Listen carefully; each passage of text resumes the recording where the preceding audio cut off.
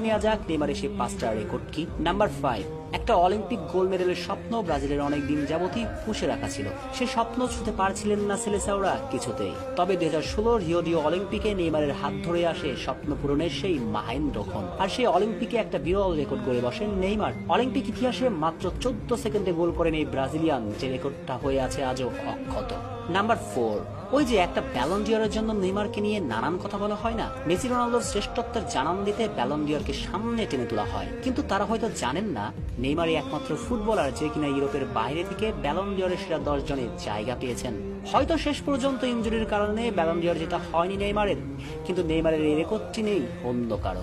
Number 3, ফুটবলের goal scorer জন্ম দিবার তীর্থস্থান বলা হয় ব্রাজিলকে, আর সেই ব্রাজিল ইতিহাসের সেরা গোল স্কোরার কিন্তু নেইমার, ভাবা যায়। নাম্বার 2, জাতীয় দলের হয়ে সর্বোচ্চ অ্যাসিস্ট দাতা নামটাও নেইমারের, যেটাও একটি রেকর্ড। নাম্বার 1, এটা তো মেসি